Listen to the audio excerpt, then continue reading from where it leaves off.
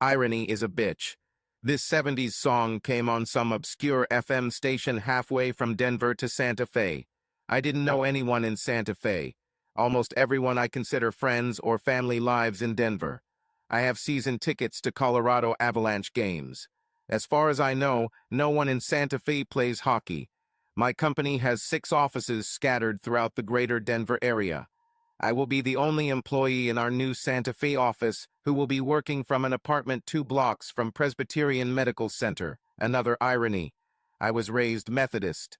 My name is Thomas Rixford, but my friends call me, no, not T-Rex, but Jaxie. Doesn't make sense, right? Well, I spent 3 years while friends were in college in the Northwest studying and working in the forestry industry. Yes, I did become a lumberjack, so now you understand the connection. I also still have a Harley-Davidson 2005 Softail Standard FXST that I purchased in Oregon and is in excellent condition. My ex-wife and I used to ride this bike on long trips, but those days are long gone. Basically, I grew up in the greater Denver area and, with the exception of my experience as a lumberjack, never really left my hometown. When I returned from Oregon, I went to work for my Uncle Mike, who owned his own investment company. He helped me graduate from the University of Denver with a degree in finance. This was about 12 years ago. 8 years ago, Uncle Mike retired and sold me the business. I was his most loyal employee and top earner, so it was an obvious decision for both of us. We had 4 offices at that time. I opened 2 more offices, one in Cherry Hills and one in Parker, increasing our staff from 26 to 31. Even during difficult economic times, we took good care of our customers and weathered all the storms. Our financial performance is healthy. I mentioned my ex-wife. I think it's worth giving you some context. I knew Jessica Remington in high school, but we moved in different circles. I played hockey, a working sport. My friends and I were rat hockey players, on the ice at every opportunity. We didn't do anything except hockey and homework. We only did homework because we had to have a 2.5 GPA to be on the team. She played soccer, was in the National Honor Society, and was a class officer. Our paths rarely crossed. I wasn't ugly, rather I looked rough. 6'1", and 170 pounds wet. Long brown hair in school because I hated spending money on a haircut. Girls who like hockey players and vice versa. It's not an acquired taste, so I've had a few dates. Hockey players use the word damn most sentences, for example. What a shitty move. Fucking A, good goal, Rixai. What the fuck? Get the puck out of the zone. Hey Rixai, fuck that number 17, he's such a piece of shit. I hate fucking Red Wings. Okay, you get the idea. Hockey players are also very united. We always stick together, and if we are on the same team, we are completely committed to each other. Even parents of hockey players usually hang out together. That's fucking true.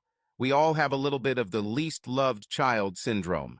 We assume that most people outside of the hockey world don't care much about us and think we're a bunch of hooligans. Both statements are probably true, which is another reason why Miss Jessica Remington and I were never more than acquaintances in high school. There's one more thing you should know before we continue. Jessica is amazing. I don't mean cute or attractive, I mean she can be stunning. She attracts attention when she enters the room.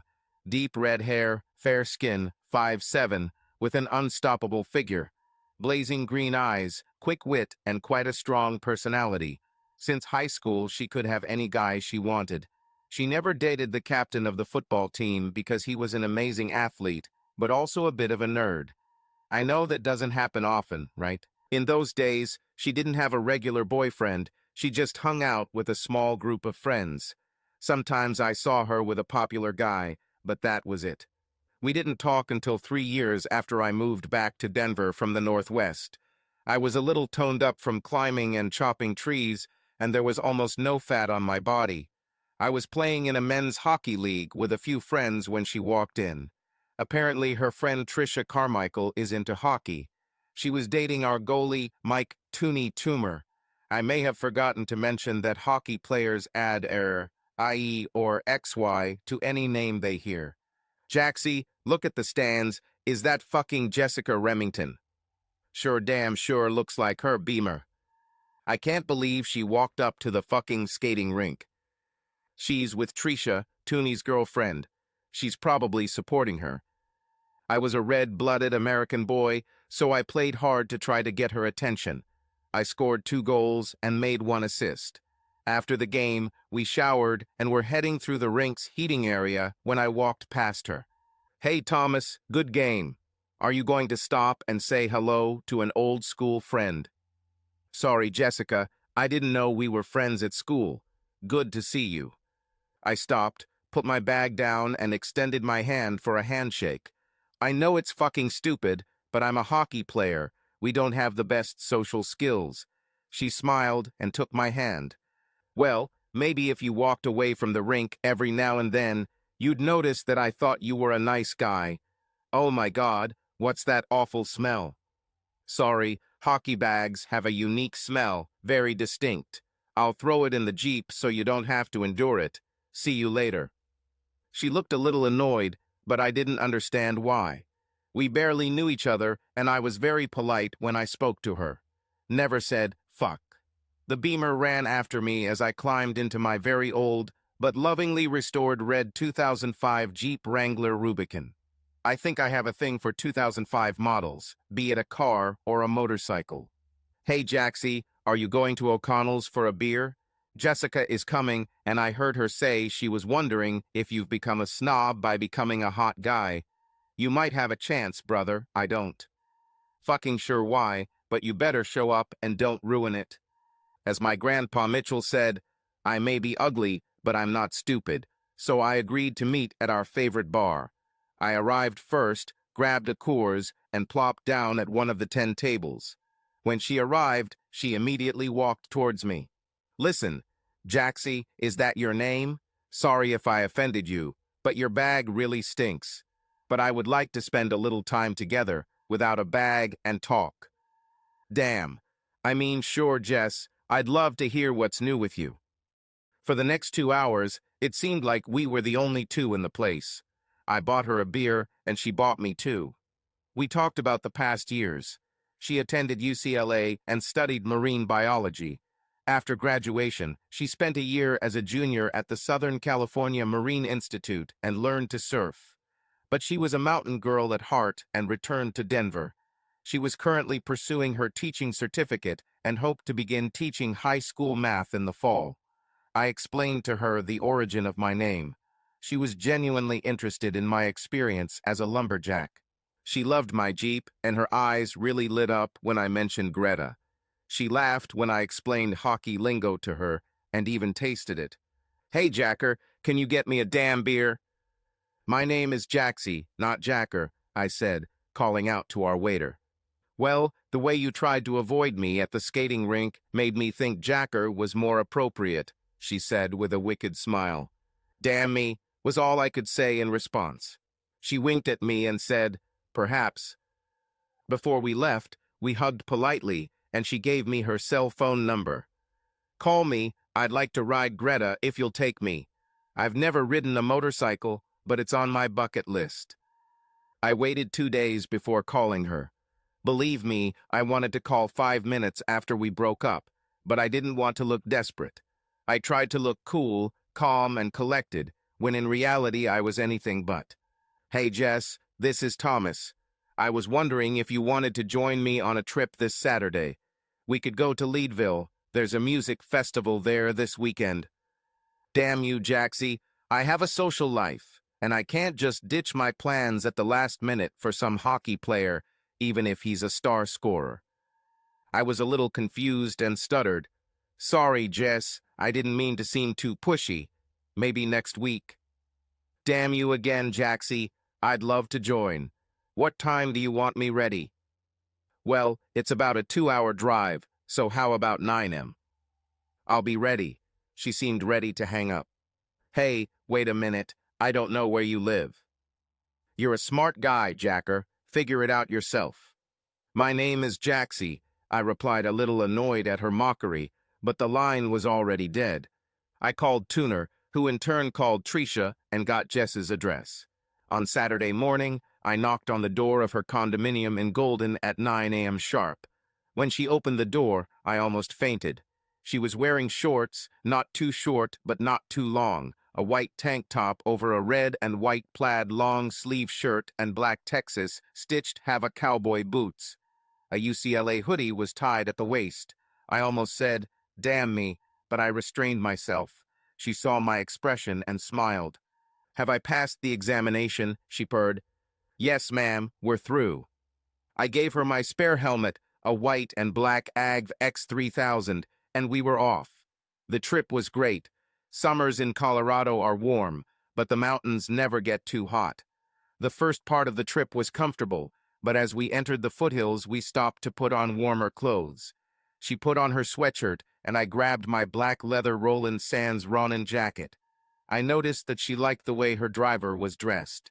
"If we do this again, I'll have to dress like a biker chick," she said, nudging me in the side.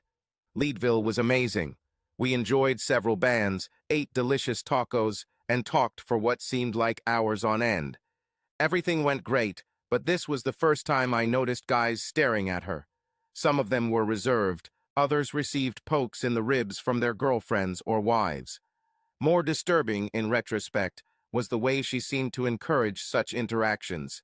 She smiled or winked. However, I was too caught up in the moment and was simply enjoying the company of a beautiful woman who was interested in me. When I dropped her off around midnight, we talked at her door, and she gave me a friendly kiss, thanking me for a nice day. "I really enjoyed being with you today, Thomas. Greta was amazing, and I hope you call me again. Oh yeah, and thanks for not bringing your damn hockey bag." She told me earlier that since everyone called me Jack or Jaxie, she wanted to be different and call me by my real name. Even though my parents and grandparents were the only people on the planet who called me Thomas, who am I to argue? That day marked the beginning of 2 months of casual dating that led to us becoming an exclusive couple.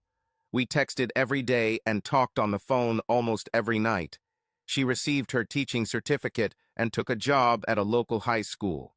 She had hoped to teach high school, but figured it wouldn't take long if she applied herself. After 4 months, we decided to introduce our extended families. I met her parents, 2 younger sisters, Meg and Beth, 2 grandmothers, and 1 grandfather. There were cousins, but none of them lived in Denver. She met my family too. Mom, Dad, my little brother Mikey, Uncle Mike, Grandma and Grandpa Rixford, and Grandma Mitchell. I had a few kinky cousins, but I decided to wait to meet them. After several family gatherings, including Thanksgiving and Christmas, I decided it was time to evaluate where our connection was going, and so I called for a council meeting. My inner circle has always been Dad, Mikey, and Grandpa Rixford. We met on the screened porch of my house the first week of January.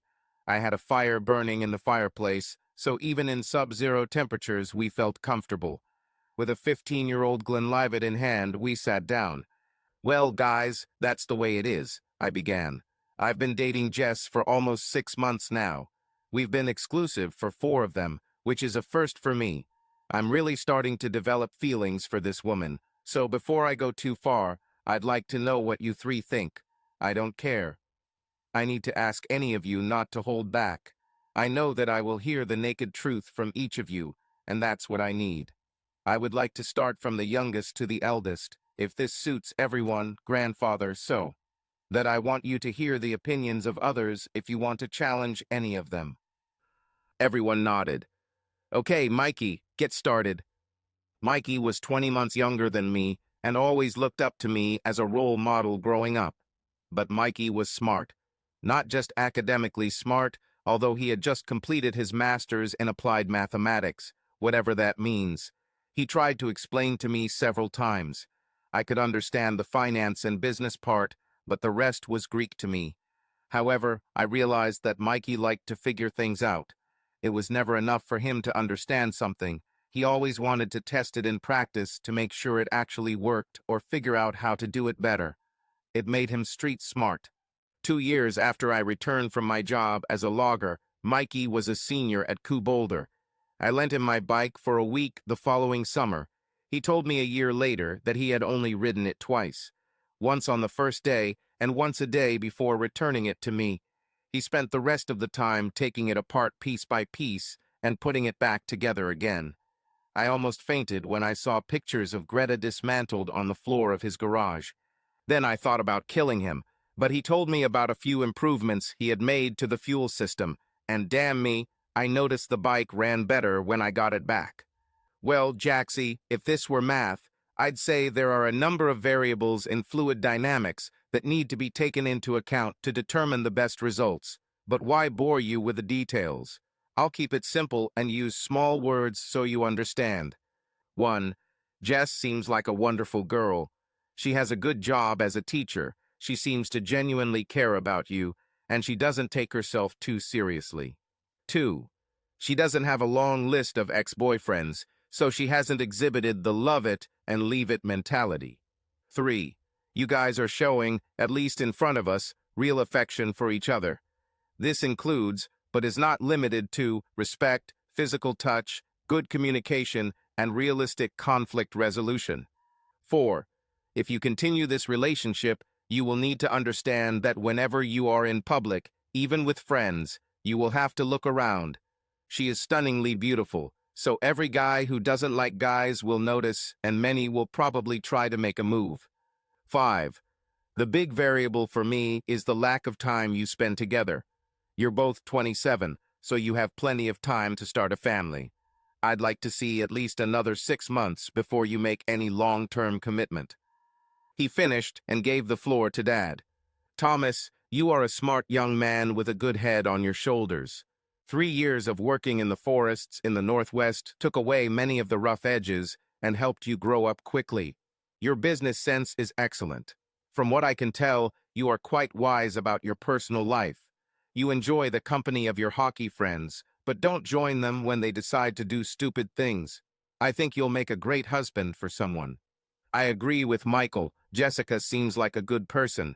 I won't repeat his assessment, but I agree with his caution. I'm not sure you know her as well as you need to if you're going to propose to her. Your mom and I dated then. We were together and separated from the age of 16 until we got married at 23. We had a few bad breakups, but it helped us figure out what we wanted and what we were made of. A little more time during the courtship phase wouldn't hurt. Dad, always curt, then looked at his father, our elder, Grandpa Rixford. Grandpa leaned back in his overstuffed leather chair, took a sip of his scotch, and looked toward the mountains, as if lost in thought. After a pause, he looked me straight in the eyes and said, "Beauty is skin deep, but ugliness goes to the bone." Then he took another sip and looked back at the hills. Pretty damn mysterious, right? I was about to ask him to expand on his thoughts, but Dad gave me a look that said, "Just be quiet and be patient, it will come." Grandpa began again. "Thomas, Jessica is a nice young woman with looks that could stop a truck or a train for that matter. I've been watching you too closely, and I see that you're fascinated by her. She has a good personality, but there's something else. And I can't figure out exactly what. In simple words, she seems to be the one who always needs attention. In more complex words, she is immature and self-centered. She has to be the center of everything. Happens.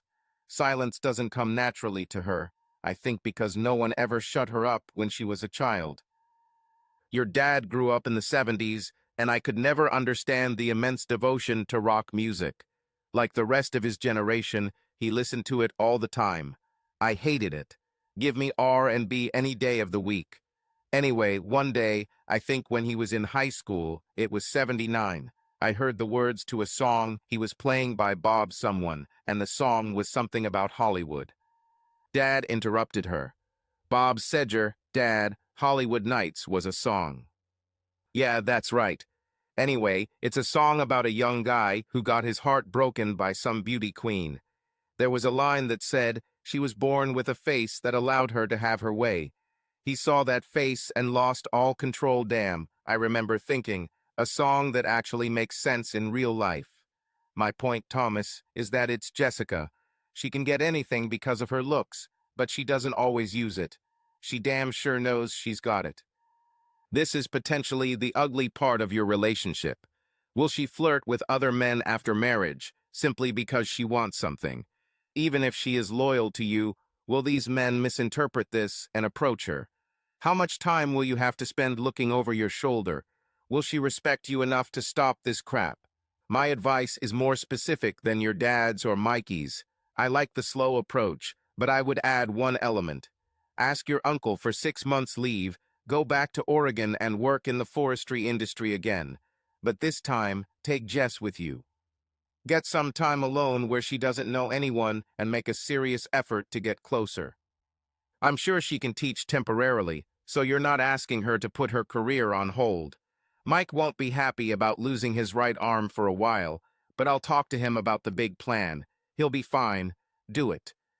Long walks and talk about everything. About life, work, faith, children, fears, hopes and dreams, among other things. Find out if you are on the same page enough to build a life together. If she says no, that's telling you to slow down. If she says yes, even if she's a little nervous, you'll have a good foundation to build on. Anyway, your dad and Mikey are right. She's a woman who can get anything. And anyone, and it's something you'd better figure out now rather than in 5 years when you've had a kid or two and are headed for disaster. Great advice from 3 smart guys, all of whom loved me. We enjoyed the rest of the evening watching the Avs destroy Vancouver, returning to Jessica every now and then. I slept on it for a few nights and then decided to split the difference. I didn't really want to return to the Northwest, but I wanted to find a way to spend more time alone for the two of us. I also decided that I would delay the proposal for at least 4 months. There's little point in asking for advice if you don't intend to take it. I had to make this decision alone and take responsibility for the outcome. But only a fool would refuse wise advice. I believed I took the best of what was on offer. 2 weeks later, I took Jess out for dinner at a small local pub in Golden that we both liked. Burgers and beer, nothing special. Just a chance to sit and talk for a couple of hours. The owner was a buddy of mine. I played hockey with Richie, and he was happy to put us in the back, away from most of the crowd. Jess took off one of her shoes and was stroking the inside of my right leg, making it damn hard for me to concentrate. So, Thomas, are we just chatting tonight, or do we have some plans on the table? She was great, but she also had a good head on her shoulders. Jess, as I learned, was very intuitive. I think somewhere in the middle, I began. You know, I've never dated anyone seriously, but I can definitely say that I'm falling in love with you. In that case, I'm not sure how to find the best way to move forward. I know we're exclusive, but that's not the same as wanting a long-term relationship. However, I believe in my heart that is where I want to go. If you agree, I suggest some next steps. Certainly. This is just a starting point. Things I put together in my head just to keep the conversation going. Whatever we decide, we will decide together. This must have gotten her attention because she stopped teasing me with her foot. Thank God, because I was losing my ability to think straight. I already mentally began to undress her. However, she took my hand in a caring gesture, slightly romantic, but not flirtatious. Well, Thomas, I'm very flattered. You just put together about 8 sentences without saying damn. Obviously, you've thought about this a lot. I want you to know that I thought about it too. Tricia, and last Saturday, I stayed up until 3 in the morning talking about this very topic. I'm scared because I'm falling in love with you too, and I've never been so serious with anyone in my life. So why don't we start there? You're telling me what you've already come up with. I spent the next 20 minutes expressing my thoughts. We will only meet each other for at least another 4 months. More time alone on weekends, and at least 2 evenings a week when you talk about specific topics together. Asking older couples we respect for advice on what it means to have a good relationship and lots of sex, just to make sure we're physically compatible. I raised an eyebrow at the last question, but feigned innocence. Come on, baby, I know you're tough, but what if you're no good in the sack? For this, I received a blow on the arm. Do you want to become handsome? She glared at me with her bright green eyes. Then she smiled widely. I agree with all your ideas. If I remember last Tuesday correctly, you've already practiced with the last one, but there are a few things I can teach you. How about I get the check and you take me right now? I suggested with an evil grin. She went back to stroking my leg. Well, how about we start with lesson 1 right here? The theme is the art of seduction. Do you know what the hell it means, Jacker, when a young woman caresses your thigh with her foot? I'm pretty sure this means Thomas won't be getting any self-gratification tonight. This earned me an approving look. Jess added a few minor ideas while we drank the last of our beers and then pounced on Greta. The vibration of the motorcycle between our legs did its job as we walked back to my apartment. Jess hugged me tightly and occasionally let her hands slide below my waist. I almost lost control and flew off the road. When we got back to my apartment, I was putting the key in the lock of the front door when Jess whispered in my ear, "Well, I'm not sure I should be alone with the hockey boy. My mom told me you're all just perverts wanting to get into my panties. I think maybe I should go home before you take advantage of me and ruin my reputation." In one smooth motion, I pushed the door open, turned, and threw her over my shoulder, smacking her ass hard. "No chance, little girl. You've been teasing me all night, and now it's time for you to learn your lesson." We were already in the bedroom, and I threw her on the bed. After sex, Osh rolled onto me and kissed me. "Well done, Thomas Rixford. You've proven that you can take me crazy. Now, let's take a shower, and you can show me if you're capable of making love." An hour later, after countless tender kisses and passionate love, we fell asleep in each other's arms. My last thought before falling asleep was hoping this was the real deal, because it was freaking amazing. Our 4 months of intentional time invested in our relationship went pretty smoothly. I say almost because, looking back, it was a chink in the armor that I should have paid more attention to. About 3 months later, we were on a Friday night at a local pub that had live bands playing on the weekends. It was just the two of us. We had a few drinks and Jess taught me how to dance. We were having fun when I excused myself and went to the toilet. I was only gone for a couple of minutes, but when I returned, Jess was standing next to our table talking to a guy I couldn't remember, but who seemed familiar. He was too close for Jess to keep his distance. I immediately felt uncomfortable, remembering the warning from my 3 friends. However, I was sober enough to remain calm. They hadn't noticed me yet, so I went to the bar and ordered 2 more beers while watching them. I couldn't hear them, but Jess was clearly working her magic. She laughed at his comments, placing her hand on his forearm from time to time. If she missed me, she certainly didn't show it, looking around in search of me. He clearly liked it. Okay, that's enough. I walked back to the table and Jess saw me out of the corner of her eye. For a moment, a feeling of guilt flashed across her face. Then she simply smiled at me as if her sun was rising and setting on my affections and exclaimed, "Thomas, remember Wayne from high school?" Wayne had a slightly smug look on his face, but he held out his hand. "Hey, Thomas, nice to see you. It's been about 10 years. You look good, kid." I shook his hand and said hi. Now, let me explain a few things if you're listening closely. He called me Thomas, not Jaxie or Rixai, which means he wasn't a hockey buddy. So, at best, he is just an acquaintance, not a friend.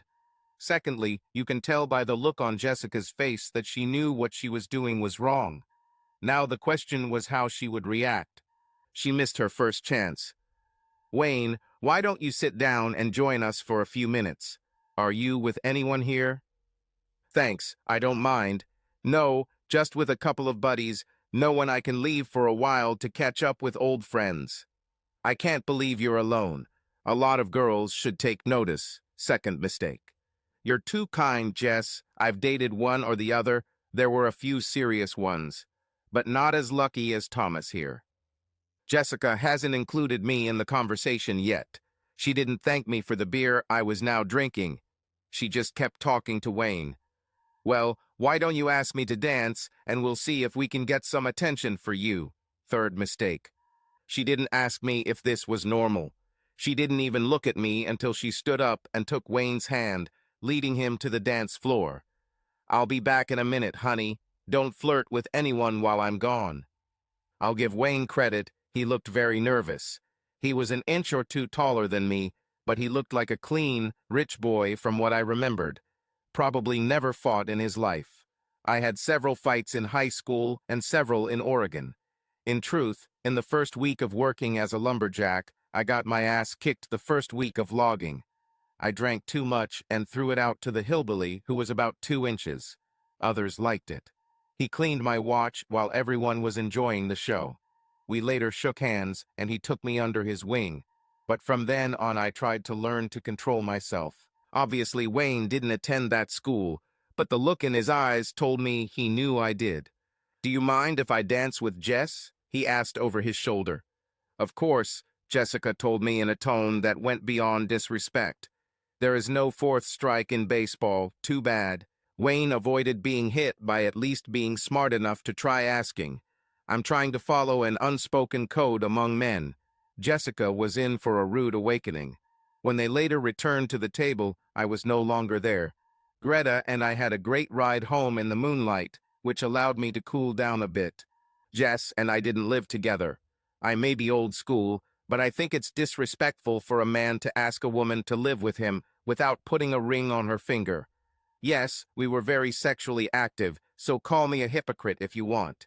I think that's fair. But in my opinion, it's damn easy for a guy to try to get what he wants from a woman and then just walk away if they are not an official in the eyes of God and the state. The journey home took 20 minutes. Another 20 years passed before messages began to arrive. It is clear that this was not 1 or 2 dances. "Thomas, where are you? I cannot find you." "At home." "What the hell? Why did you leave without taking me?" "You looked like you were having too much fun with Wayne." "Come back and get me now, you bastard. You're embarrassing me." "Good night, Jess. I am more than confident that you will be able to return home."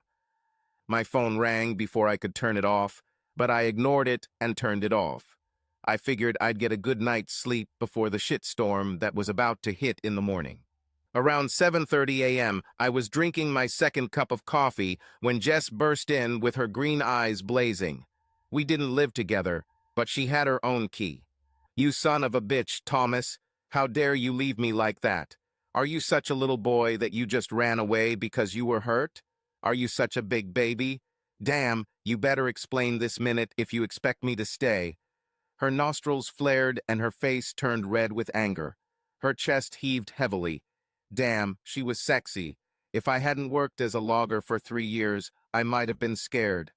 "Would you like to sit down and have a cup of coffee, Jessica?" "Hell no, I don't want to sit down or have a cup of coffee with a teenager like that." I kept my tone calm. I think this may have angered her even more, but I wasn't about to get into a row with an angry Irish girl. "Okay, as you wish. Let me be clear, Jess. I am madly in love with you and want nothing more than for us to be together. However, I will never tolerate disrespect. What you did last night was unforgettable. We are not dating, we are not exclusive, we are committed to each other. We even mapped out ways to intentionally deepen our love in hopes that we'd be together for life. Wayne was standing in your personal space, and you weren't supporting him. In fact, when I first saw you two, you were touching his arm, showing your openness to him. Secondly, you didn't ask me. If Wayne was welcome at our table, you just ignored me and asked him to sit down. You then flirted with him, telling him that other women should notice him. Finally, without consulting me, you never asked him to dance. Even Wayne caught on and tried to ask me if everything was okay. You didn't even allow me to speak up for myself and answer his question. So tell me, Jess, what's respectful about this? How does this show my love or show Wayne that we are together? How does this demonstrate your love for me? You're drop-dead gorgeous, Jess. Guys always notice you, and I know you know what they like. In a way, you enjoy the attention. I'm not saying I was completely right to leave last night. In a way, it was childish. However, if we are going to belong, it must be mutual. What you did made me angry. I'm not going to compete for you. We've passed that stage. You don't have to compete for me. I see that I am yours. This gives you the right to expect love, respect, and honor from me, and I expect the same from me. If that's not what you're thinking, just say it. It's going to hurt like hell, but I respect your choice and move on. However, if you love me and want to continue our relationship, you must also respect me. I won't tolerate anything less. Look at it this way, Jess. How would you have taken it last night if someone we hadn't seen in 10 years was actively flirting with me when you came back from the bathroom? What if I ignored you and danced with her, without even asking your permission? There was deathly silence for a moment, and Jess looked down at me. I was almost sure she would turn around and leave, but tears began to form around her eyes. Her lower lip began to tremble. Without warning, she threw herself into my arms and began to sob. I just held her. After a moment, she caught her breath. "I'm so sorry, Thomas. I couldn't stop thinking about it. It was terrible of me. I can't believe I treated you so badly. I love you and want to live with you. I'm not sure what came over me, but I was wrong. Please forgive me." She started crying again. I held her for a moment longer and then pushed her away a little so I could look her in the eyes. She was sincere. "Jess, I forgive you. I love you. But we need to make this clear. We must come first. I know guys will always hit on you. This will be a part of my life until we're 90. And even then, the guys at the nursing home will still want you. We can't be so disrespectful to each other." "I know, Thomas, that's absolutely true." She wiped her face with her sleeve. "Oh, I must look terrible. Give me a minute to wash my face, and then I'd love to have a cup of coffee and talk about this more to strengthen our love." 5 months later, we got married on a Saturday morning near Breckenridge. It was a gorgeous May morning with sunny skies and temperatures in the mid-60s. It was a nice event, even if my hockey buddies couldn't return their damn congratulations calls. Surrounded by family and friends, we made a vow to leave everyone else and live together as husband and wife. Enjoyed the day with those we loved most until about 6 p.m. when we headed out to enjoy our honeymoon.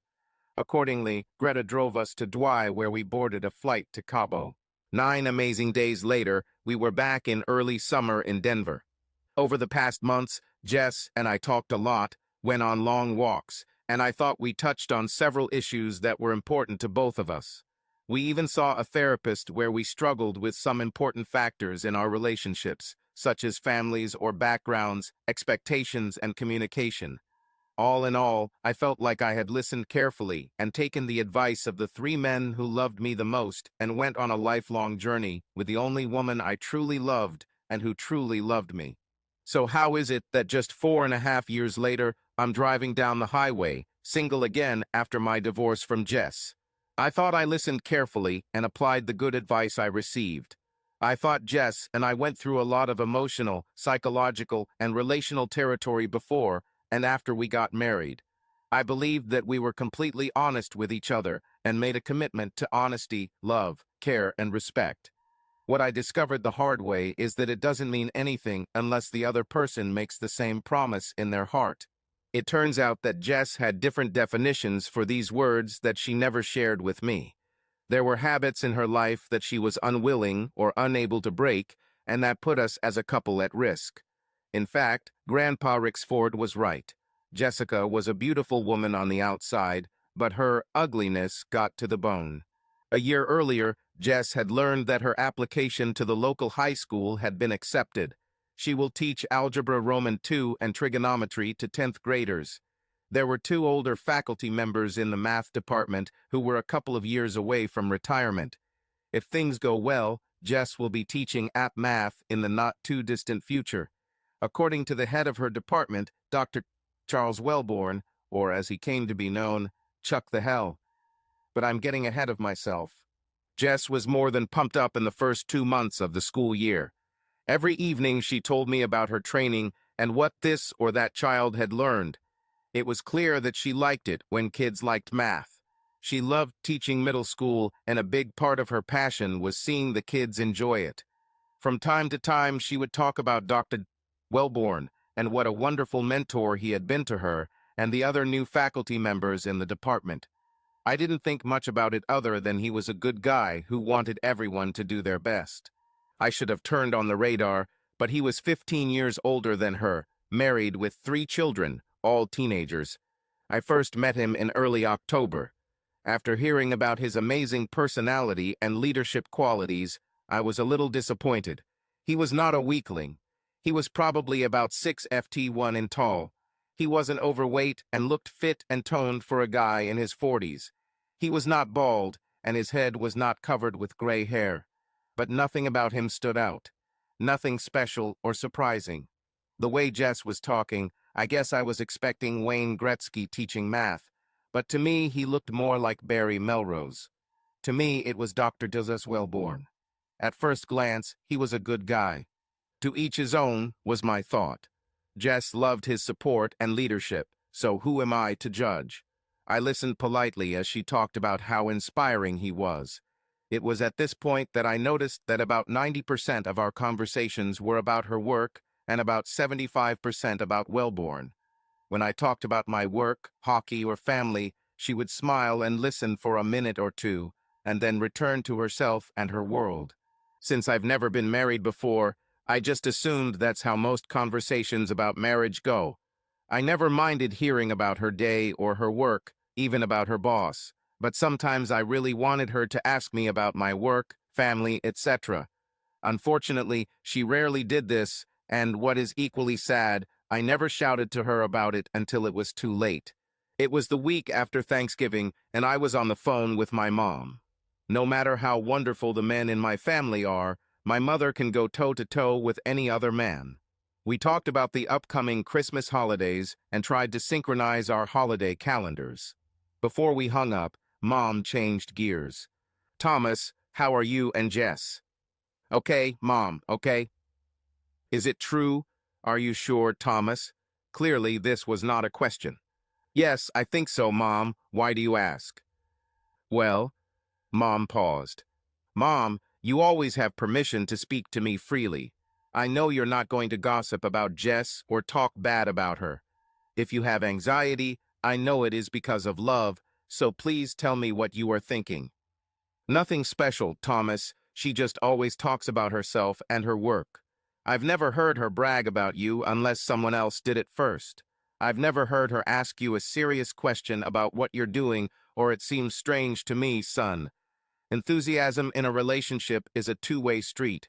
You always support her and pay attention when she shares. I guess I'm just wondering why she doesn't reciprocate." "She came. I didn't talk to her about it because I'm her mother-in-law, not her mom. I don't want her to think that I'm taking sides between you two. We are one, so I am for both of you. If I bring this up with her, I'm afraid it will be perceived as because she's not good enough for my boy, and I don't want her to think that way." We talked some more, and I thanked her for her concern. I did not agree with her comments out loud. However, deep down, I felt that she pointed to the anxiety that was growing in my heart. I thanked her for her thoughts and told her that I would seriously consider her words.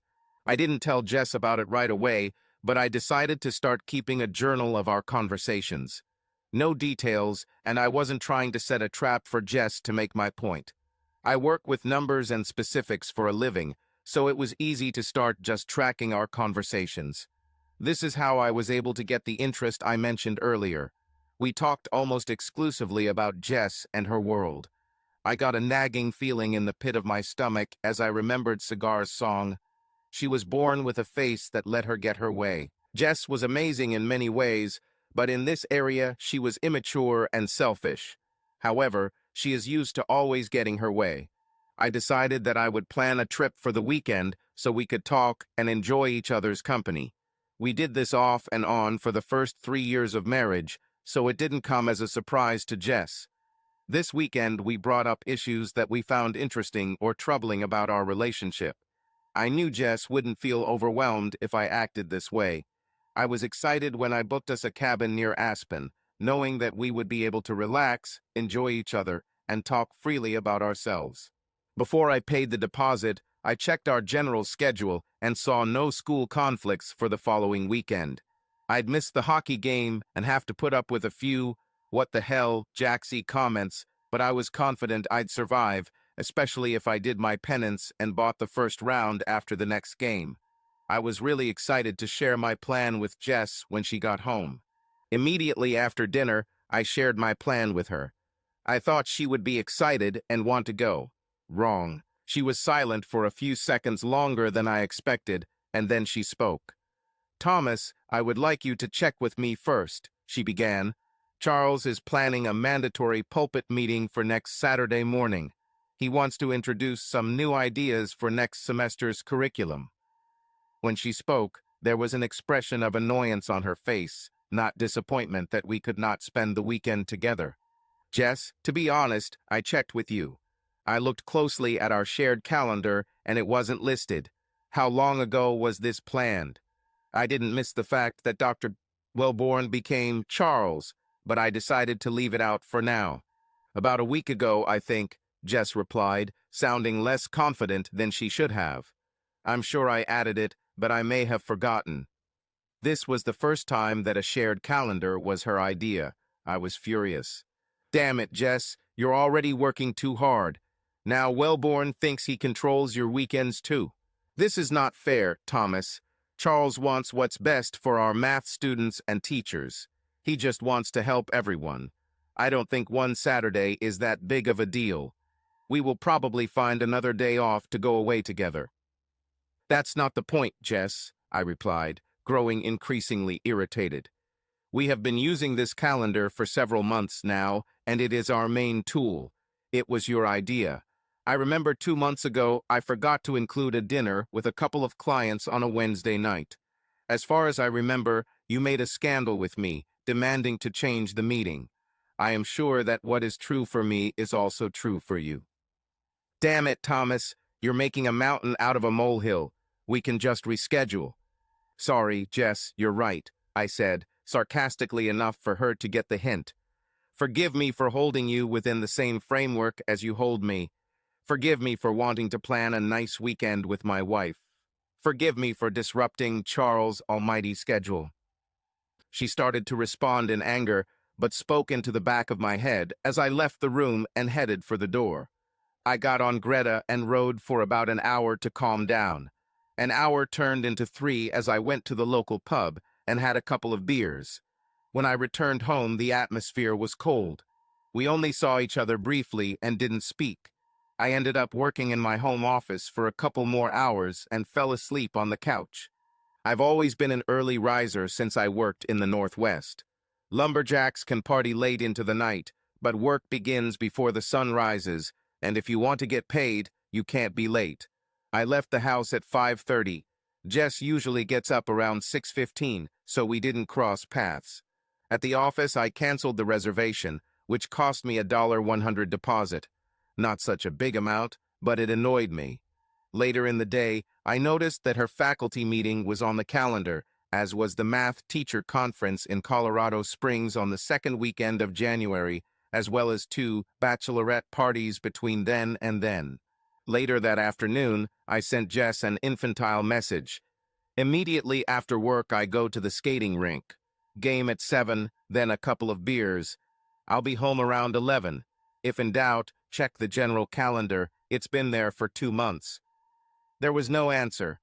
Over the next week, we continued our silent struggle, speaking only when necessary. I waited for her to apologize for not updating the calendar and for what I perceived as her lack of concern for her mistake. I guess she was waiting for me to accept that the universe revolved around her and come crawling. Both of us are stubborn, so we were both frustrated by the other's lack of acceptance. The following Saturday, Jess was dressed and ready to go when she surprised me at breakfast with a serious kiss. "Thomas, I hope that later today we can talk like adults and make peace. I understand your disappointment about this weekend, but I'm confident we can make it right." With these words, she winked at me and walked out the door. No apologies, no acknowledgement of her mistake, just did what she wanted and expected me to comply. Seeger's cry rang in my ears. A face that will let her have her way. I was angry for about half an hour and then decided that I would not waste the day. The door on the covered porch has been squeaking for the past 2 weeks, so I decided to take it off its hinges, oil it, and put it back. I also thought of a couple of other small projects I could do. After removing the door, I realized we were out of lube, so I got in the Jeep and drove to the hardware store. Mick's Hardware has been around for a long time. It was opened by the original Mick just after the First World War and has remained in the family for the last 90 years. The store was now run by Mick Roman IV along with his two sons, Mick V and Eddie. I played hockey with Eddie, and Mick V only worked in the store on weekends because he taught math at the same school as Jess. Imagine my surprise when I walked in and V was helping a woman pick out a good snowblower. He smiled and waved at me as I entered. The surprised look on my face must have surprised him, because he caught up with me a couple of minutes later in aisle 9, where I was getting oil. "Hey Jaxie, what's up, buddy? Heard you scored a goal and 2 assists on Thursday. Eddie said you played pretty well for an old man." "Hey, yeah, it was a good evening. Sorry if I gave you a weird look when I walked in, but I thought Wellborn was holding a meeting for math teachers this morning. Did you decide that the store couldn't do without you, and you quit?" Now it was his turn to look puzzled. "I'm sorry, Jaxie, but I think you're wrong. I'm still teaching, but Dr. Arrogant Wellborn hasn't scheduled a meeting for today. He's an arrogant jerk, but even he's not stupid enough to ruin our weekend. Jess told you we had a meeting." I somehow maintained my composure. Probably misunderstood what Jess said when she ran out the door. Then I thought of something else. "Hey, do mathematicians ever go to academic conferences?" "Yes, of course," he replied. I felt relieved for 1 second, but then he continued. "Our next one is in Estes Park at the end of March. I plan to attend half of the seminar and then go skiing." Trying to breathe and act more or less normal, I deflected. "That sounds like you, although I am surprised that you plan to attend half the meetings." "Yes, I know. I'm probably getting old. We'll talk later, Jaxie. I need to make sure Eddie isn't trying to take credit for my snowblower sales." And with that, he left, taking with him any trust I had in Jess. I paid for the oil and got into the Jeep. Damn, why is she lying to me? Twice? I drove past the school trying to find her car. I checked all 4 parking lots, not just the one near the math classrooms. No cars, no lights on, no one. My mind was racing along with my heart, and I needed to calm down and think. I assumed the worst, and assumptions are known to lead to bad places. I needed to know the facts about my wife. Where is she? What is she doing? And is she with that damn Charles? I couldn't just go home and wait. I went to the cafe, took a cup of coffee, and sat down in the far corner of the bistro. An hour later, notepad in hand, I had a plan. My insurance agent was a guy from my hockey team. Pat Cookie Cook was surprised that I was calling on a Saturday morning. "Jexie, what did you do? Break your leg trying to practice your pathetic skating skills?" "It better be this way, Cookie. I need some of your time. Can I meet you in your office?" He knew from the tone of my voice that it wasn't a broken bone, but something serious. 15 minutes later, we were sitting in his conference room. "When you suspect insurance fraud, do you have a trusted detective investigate?"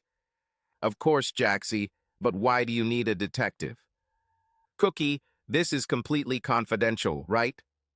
He looked at me as if I had committed the greatest insult in the history of the world. "Sorry, buddy, but my head is spinning. I think Jess might be cheating on me, and I need to find out without anyone finding out. Do you have someone who could help me?" "Damn it, Jaxie. I hope it's not what you're thinking. No, I don't have a boyfriend, but I have a girlfriend, and she is the best. Almost invisible, tough as nails, and always finding the truth. I can put you in touch with her right now if needed. It's not cheap, but it's the best." "Thanks, Cookie. Yes, I hope I'm wasting my money on my fantasies. Please call her." Her name was Ella Compton.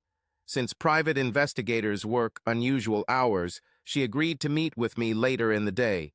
I returned home, finished the porch door, took a shower, grabbed a bite to eat, and met her at 1 p.m. I texted Jess that I was running errands and would be home around 3. Ella was a relatively short woman, about 5'5", but if you looked closely, it was clear that she was not to be trifled with. She smiled politely as we spoke, but there was steel in her voice, accompanied by a business-like approach to her work. I explained everything to her in as much detail as possible. When we finished, she said, "It will take a few weeks if you want a full accounting. My investigation will extend beyond the New Year's holiday because you think she's lying about the conference. I'm not cheap, Mr. Bidges Rixford, but I promise you'll know the truth when I'm done. I just need $1 to $500 down on Venmo, and I'll get started. I will issue the rest of the invoice when the work is completed." I sent the advance as she requested and asked a couple more questions. We stood up, shook hands, and parted.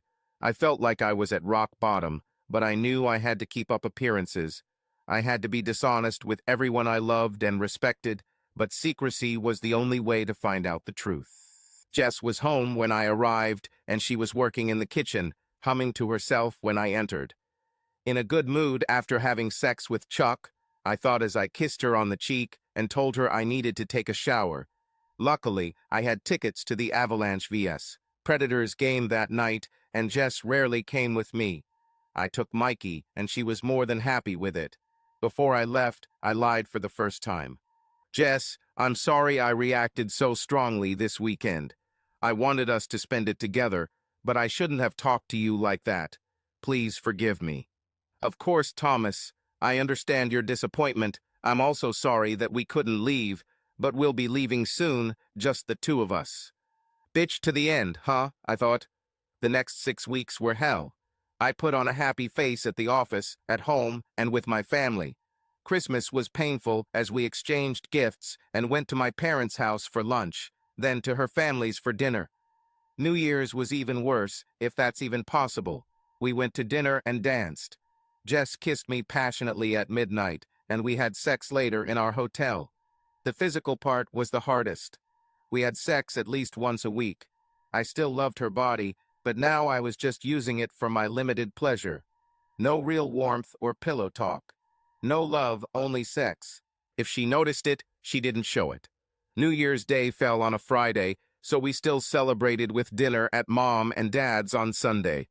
Grandma and Grandpa Rixford were with us. We were hugging and kissing goodbye around 6 p.m. when my grandfather quietly called me aside. "I'm sorry, Thomas. I'm so sorry," he whispered so that no one else could hear. "Sorry about what, Grandpa?" I answered, honestly not understanding his meaning. "Sorry, I was right." "What?" He smiled sadly. "I was right. The ugliness goes all the way to the bone," he said, nodding toward Jess. "Just know that we are all with you, no matter what happens." I wanted to collapse into his arms and cry. He saw tears in my eyes. "No tears, Thomas. You can handle it. There will be time for tears later. For now, just do what you need to do. We Rixfords always support each other." At that moment, he gave me strength, and I knew that I could handle it. 3 weeks later, I was sitting in Ella's office, across the desk from her. She called me earlier in the day, saying the report was ready.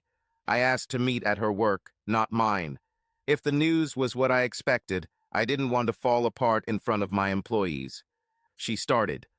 "I'm sorry to tell you, Thomas, that you spent a lot of money to find out that your wife is cheating and lying. I assume you've prepared for the worst, but if you need a few minutes, I'll give you time to get ready." "No, please continue." She was the first to introduce a new nickname that would stick. "Well, Chuck is sleeping with your wife. Usually at the Hampton Inn in Inglewood. I think they choose this location because you don't have offices there. They are very careful. They behave exclusively professionally at work and among colleagues. Very discreet. Drive separately to parking lots or truck stops where they will never run into family or friends. Far enough away to be invisible, but not so far away that you can get home quickly if you need to." As you suspected, there was no conference in Colorado Springs. They spent that weekend in Gunnison in a remote cabin outside of town. Their meetings occur approximately once every 8 or 9 days. As far as I can tell, they've met at least 6 times, not counting the weekend, since you hired me. I have audio and video of their last 2 love affairs in Hampton, thanks to a couple $100 and a friendly front desk clerk. Don't worry, I'll add it to your bill. I also have photos of their meetings, driving to the hotel, and pictures of the entrance and exit. I also have some conversations from their burner phones thanks to listening devices in their cars. The evidence is undeniable. She passed me a 2-inch thick folder across the table. Everything is here, although I advise you not to look at the photos or listen to the recordings too soon.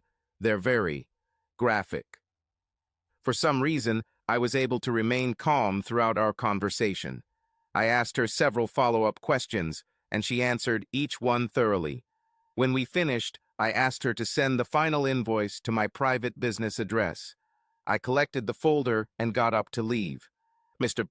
Rixford, if I may, this is the best and worst part of my job. I am selective in choosing my clients. I try to avoid liars and deceivers. I never help anyone cheat on their spouse, co-workers, or family members. I've tested you and I know you're a good guy, even a great one.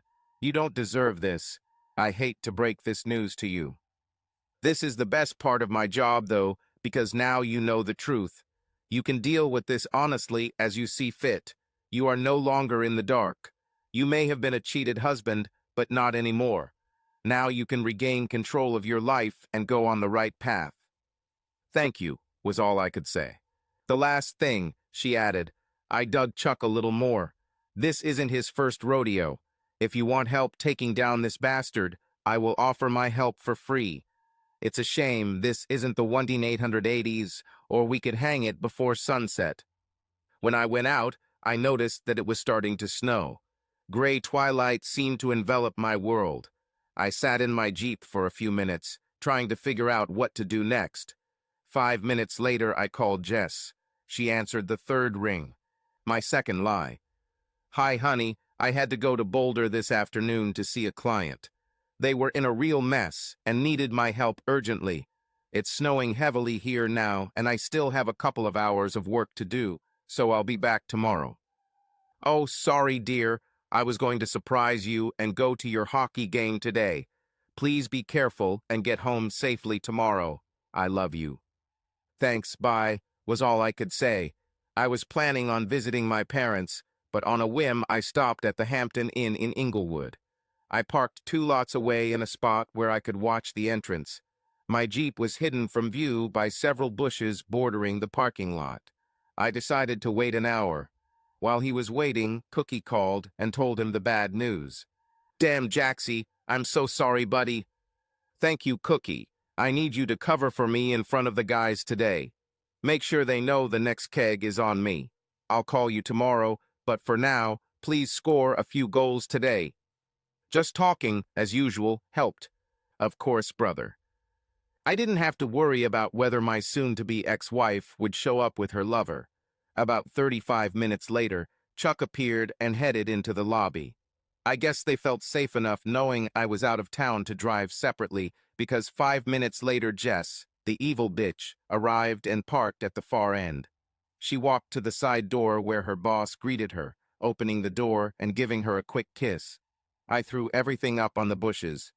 Returning to the car, I went to my parents. On the way, I called my father and told him. He was quiet, which with my father meant fury. I asked him to tell my mother because I didn't have the strength to repeat the story at that moment. After telling him that I would be there in 20 minutes, I hung up and cried the whole way. When I arrived, I saw cars that belonged to Mikey, Uncle Mike, and Grandpa. Mom opened the door before I even reached the steps. I collapsed into her arms, sobbing like a little child. When I got ready, the 6 of us sat down in the living room. Mom wanted to feed me, and my father poured me a strong drink. I refused both, not trusting my stomach. For the next 30 minutes, I told them the story as I knew it. I hadn't read the file yet, but I knew enough from talking to Ella to connect the dots for them. Everyone sat in silence and let me throw out everything that had accumulated. I cried throughout the entire story, and my mother rubbed my back the whole time, as she did when I was little. By the time I finished, everyone had tears in their eyes. Grandfather spoke first, like a patriarch. Well, Thomas, I know we are all deeply saddened by your pain. I know all of us would love to spend a few minutes alone with Jess and her boss. We are all angry, but we must be wise. Letting out feelings feels right, but it would be the wrong approach. Why don't we talk a little longer, and then I suggest we call it off for the evening, take a strong sleeping pill, and continue this in the morning. Nothing good will come of long discussions today. But as I told you a few weeks ago, we are all with you, no matter what. Everyone looked at grandfather with wide eyes. The realization that he knew what was going on, even if others had missed it, began to set in. Nobody was mad that he didn't talk about it sooner. Everyone understood that he had his own methods, and every member of our family trusted him as the foundation stone of our family. "You're right, Dad," my father finally answered. He then asked, "How can we cope with Thomas not being there tomorrow? Tess will be waiting for a call from him or expecting him to be home by early afternoon." Uncle Mike intervened. "I can solve this issue, brother." Thomas told Jess that he was swamped with business in Boulder. "This storm has given him a short respite, but I can extend it. I'll call Jess in the morning and explain that the situation is serious and only Thomas can handle it. He'll have to talk to her at some point tomorrow, but I can assure her it will take another day or two. Since she's in school, she won't be tempted to go to Boulder to play the loving wife." We agreed to this plan, adding a few suggestions from Mom and Dad. When we finished, my brother came up to me and hugged me as if it was our last time together. More tears. Uncle Mike hugged me too. Grandfather came up and took my face in his hands. "You can do it, Thomas. I promise." After everyone left, I went to the guest room, took a couple of pills from the medicine cabinet, and in less than 20 minutes the medicine, along with my emotional exhaustion, did their job. I passed out. The next morning I woke up surprisingly calm and determined. Sadness remained my primary emotion, but Jess had made her choices, including ignoring her marital vows and completely disrespecting me, so now it was time for me to make my choice. My family loved me, and that was the foundation that would get me through this. My long-term plan began to take shape. The team reconvened at 8:30 a.m. at the kitchen table. By noon, we had the basic outlines of the plan. My next stop was the lawyer Uncle Mike recommended.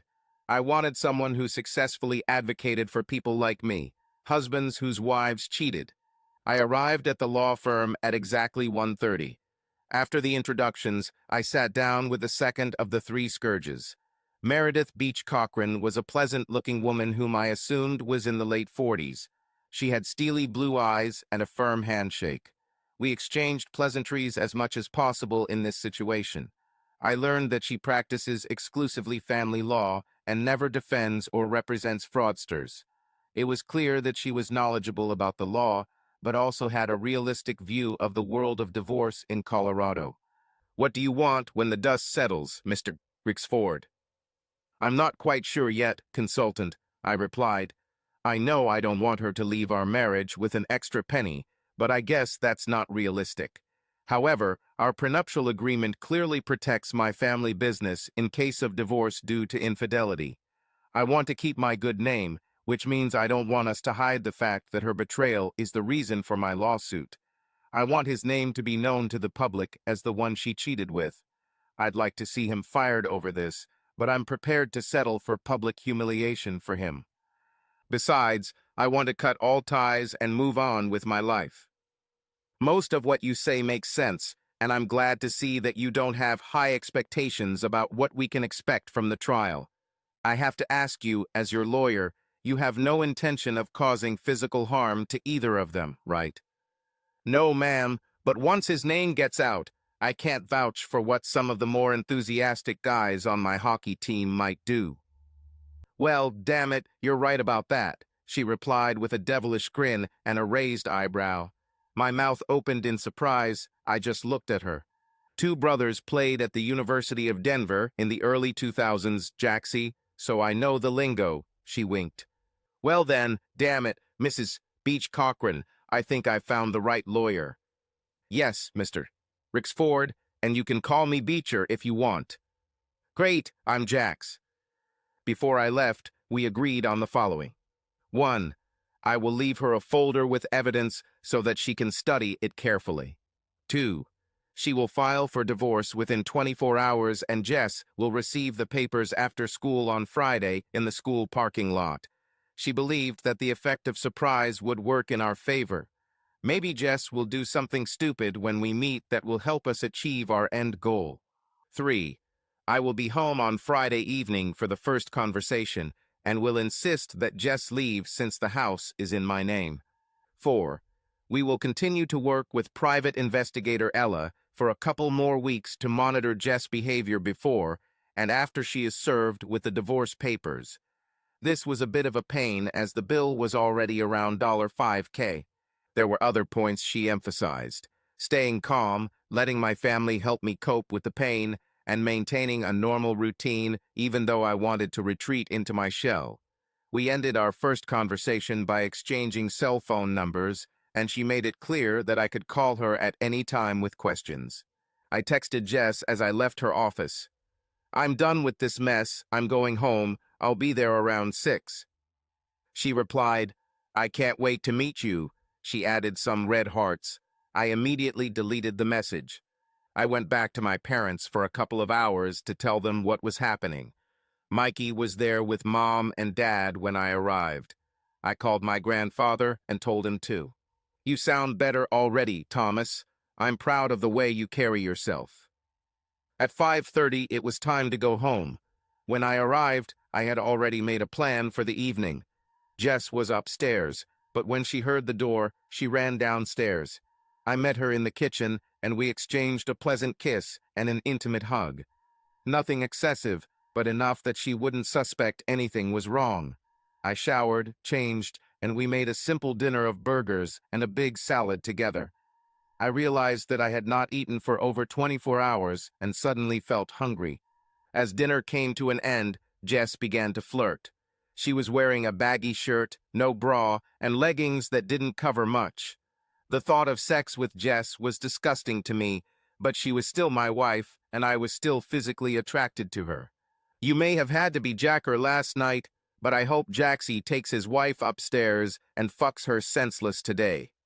"Sorry, honey, but my head is still pounding from the stress of the last 2 days and driving through the snow." She looked a little surprised.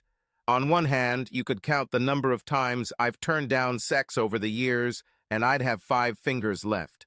"I understand, I'm sorry," she answered, clearly disappointed. "How about you take a bath, and I'll give you a nice back massage," I suggested. She did take a long, hot bath, and I gave her a nice back massage, resisting the temptation to strangle her. 20 minutes later, I heard her soft breathing in her sleep. I got out of bed, covered it up, and lay as far as I could on the other side of the bed, falling into a restless sleep. I had a hockey game the next night, and she knew better than to suggest that I miss it since I missed the game on Monday. Thursday was more difficult, but my parents invited us over for dinner, which made things a little easier, although on the way home it was clear that she intended to be well off for the rest of the night. I saw this coming and subtly texted Uncle Mike right before we left. 2 minutes after we started driving home, Uncle Mike called, just like on script. "Thomas, I'm sorry to bother you. It looks like you're on the road. Are you with Jess?" "Yes, Uncle Mike. We just left from dinner at Remington's." "Okay, hi Jess honey." "Hi, Uncle Mike. We're a little busy. Maybe Thomas will call you back in the morning." She winked at me, giggling quietly. "Sorry, honey, but this can't wait. Thomas, the fact is that Jackson's investment file was not completed today. I know you've been out of the office all day with the Mitchells, but Tina went home with the flu, and you know we need to have this ready by 7:30 this morning." "Damn, Uncle Mike, seriously?" I said, pretending to be disappointed. Giving Jess an academically fake sigh of disappointment, I continued. "Okay, I'll drop Jess off and be at your office in 30 minutes. "Thank you, Thomas. Once again, Jess, I'm so sorry. You owe Jess and me for steak for the next 2 weeks, Uncle Mike. At the Capitol Grill, not the Texas Roadhouse. Deal, baby." "Damn it, Thomas. This is really starting to get annoying," Jess said indignantly. "What should a girl do to get her husband into bed?" I will refrain from voicing the answer that came to my mind at that moment. "I know, honey, but I'm sure that in the next few days you'll be lucky enough to have sex to your heart's content." If she noticed that I said you and not us, she didn't show it. She just snorted and continued to sulk for the last 10 minutes of the ride, slamming the door as she got out from the car. I rolled down the window and called out in a falsely hopeful voice, "I don't have to stay more than 3 hours, honey. Maybe you can wait for me." She didn't turn around or stop. She just gave me the middle finger over her shoulder and walked into the house. Yes, that's right, bitch, fuck you. Friday was the most unproductive day of my career. I arrived early, leaving Jess a note saying I was going to work before dawn to ensure we had a relaxing evening. After sorting through a few backlogs, I made a few calls to clients. When I raised my head, I was sure that it was already about noon. It was 9:30 a.m.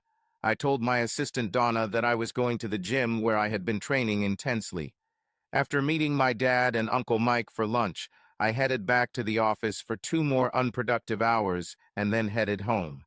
I arrived an hour before Jess was expected to arrive. When I arrived home, Jess was finishing her last lesson at school.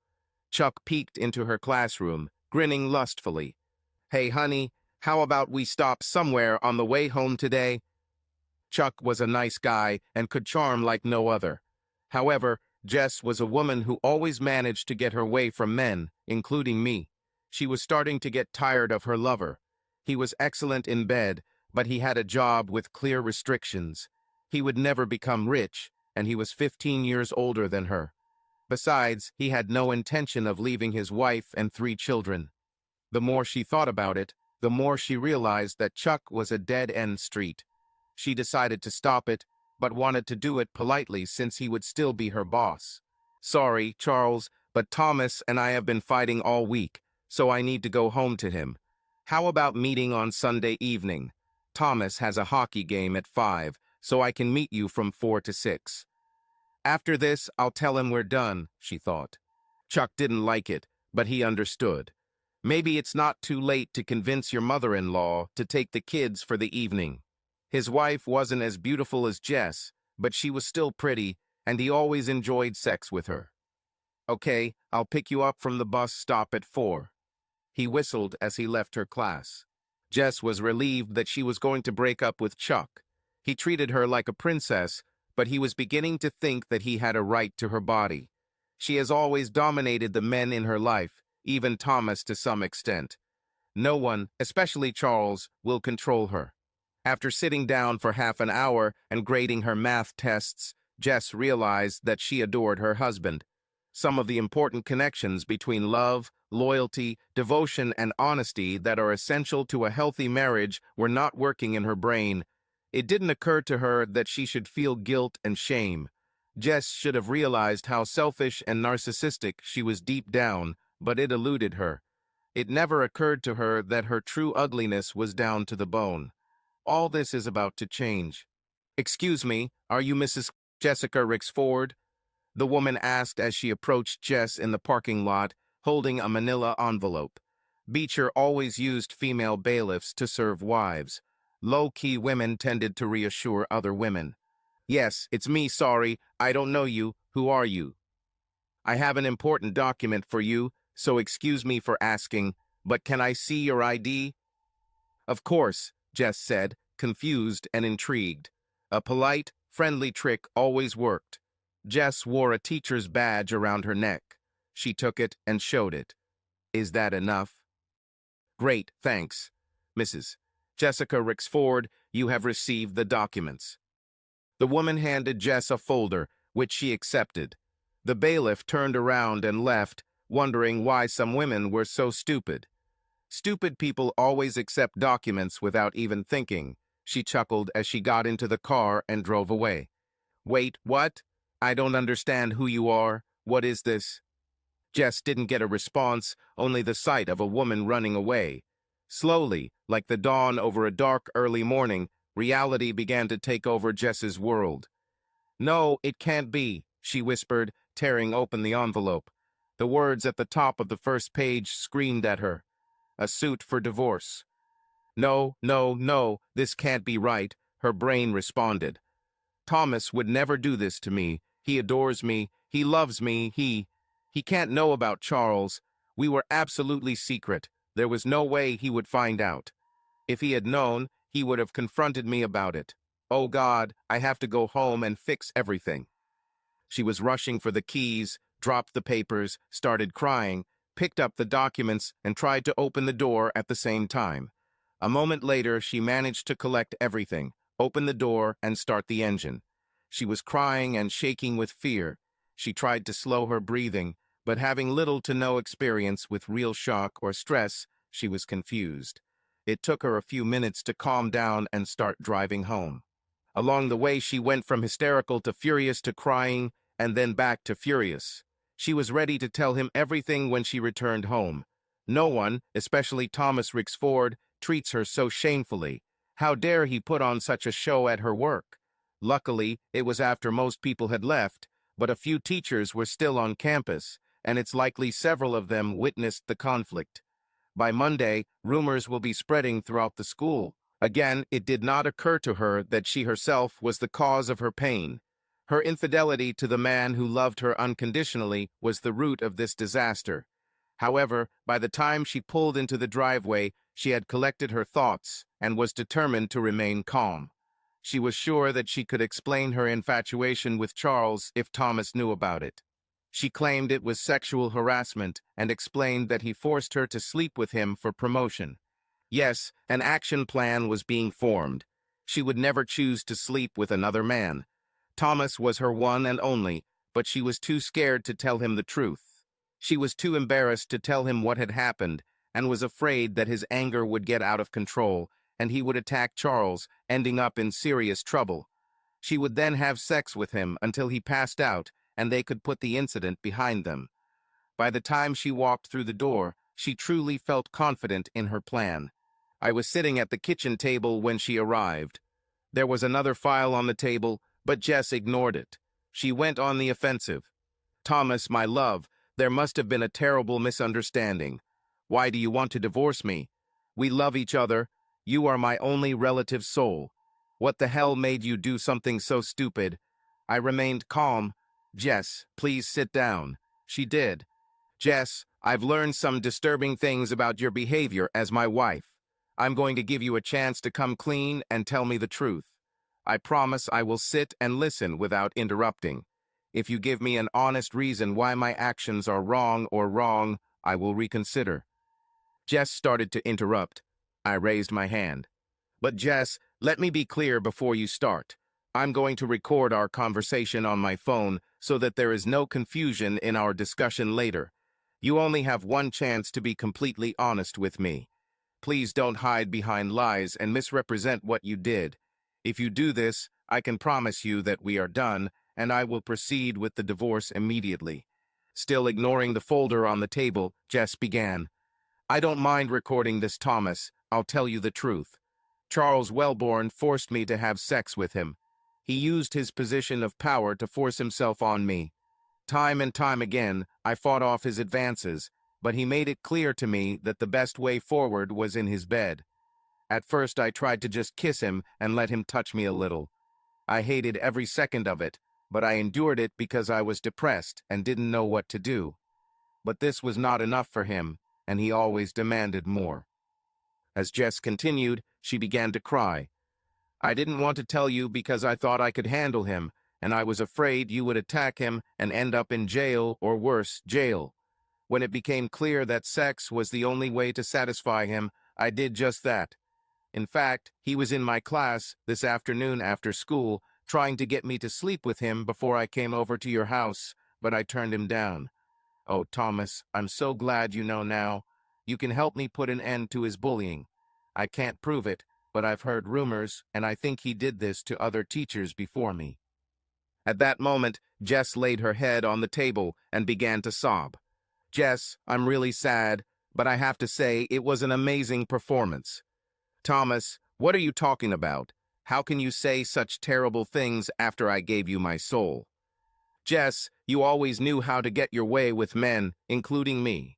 You are so beautiful on the outside, and sometimes we are so gullible that we believe that there is beauty on the inside. Let me tell you what I know. With that, I opened the file and began to explain all this to Jess. You've been sleeping with asshole Chuck for at least 2 months. Maybe longer, but I'm sure it's that long. You two are going to the Hampton Inn in Inglewood. At this point, I started moving the pictures around the table so Jess could look at them. She began to turn pale. At least 6 meetings in the last 2 months. Also, there was no Saturday morning math teacher meeting in early December, and there was no teacher conference in Colorado Springs a few weeks ago. In addition, I have several records of the time we spent together. Here's just one short snippet.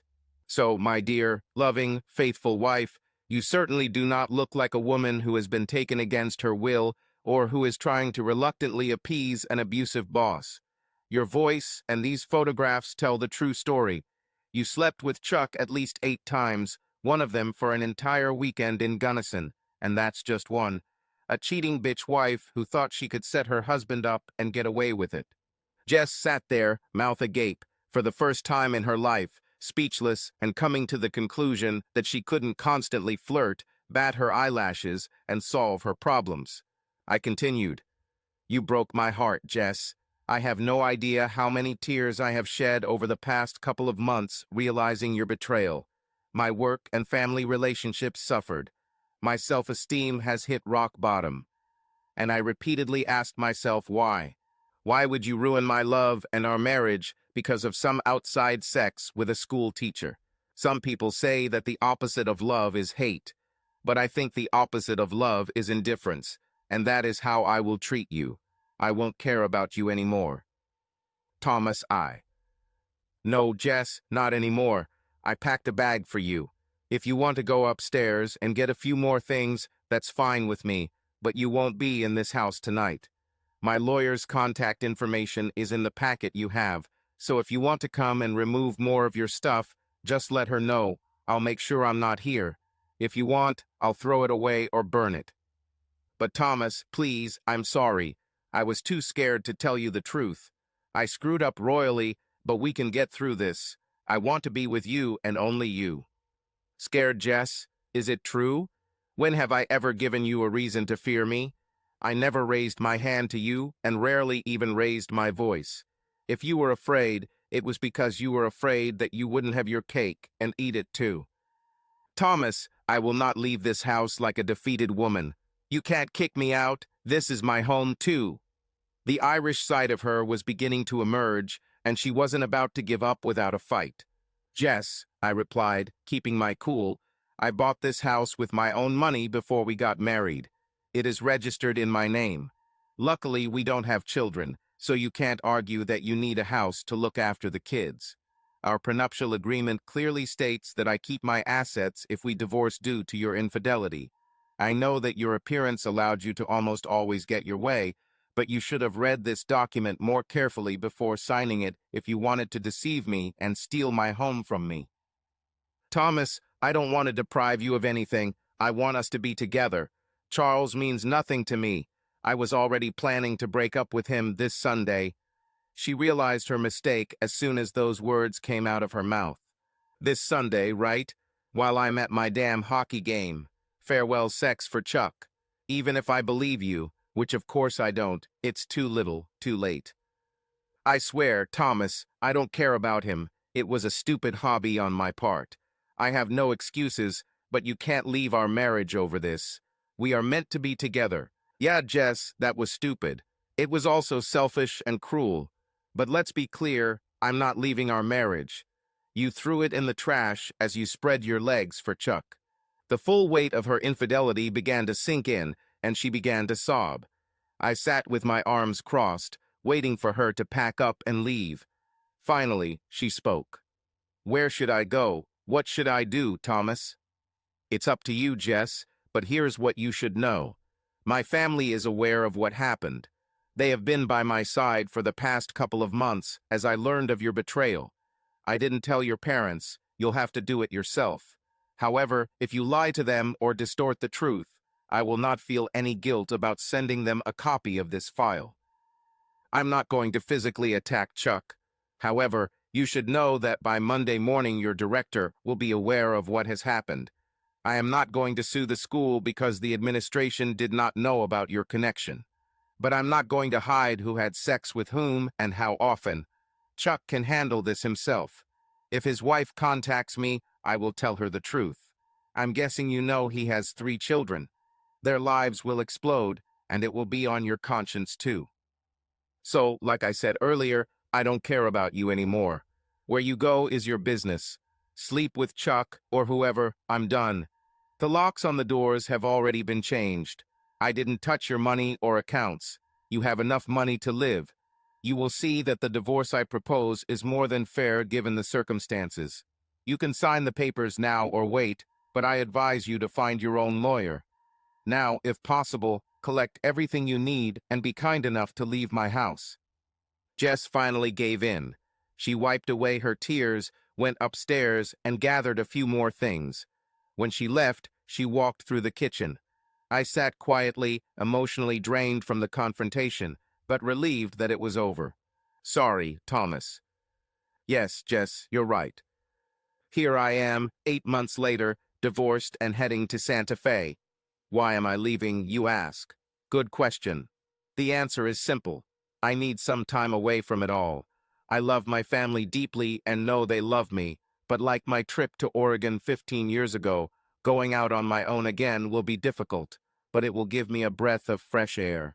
I'll spend a year or two growing the business and then hire someone to run the New Mexico office.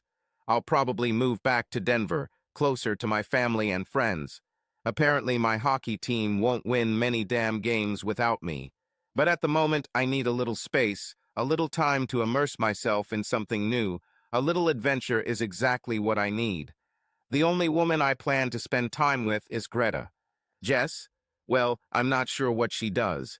I heard through the grapevine that several of the hockey players' wives and girlfriends took her away for a girls' weekend when they found out what happened. I don't know what exactly happened, but rumor has it that Jess had a not-so-pleasant sex-filled weekend. Looks like she didn't expect it, but apparently hockey women are just as loyal as hockey men. Chuck, it seems that Dr. Fielding, the school's principal, must also come from a hockey family because she made Chuck's work life as miserable as possible. His contract was not renewed and he left the state. His wife is very upset with him about the divorce, and as far as I know, his children do not want to talk to him. Interestingly, she has become friends with Tricia and now goes to some of the hockey games. Before Chuck left town, he fell down the stairs while leaving his gloomy apartment in downtown Denver. All my hockey buddies were in O'Connell's pub when it happened, at least that's what 20 witnesses said. Well, heck, maybe Bob Sedger wasn't right. Subscribe to our channel so that your love doesn't cheat on you, and go ahead and listen to the next story, because this story is nothing compared to the next one. If you're under 18, don't even think click to the next one.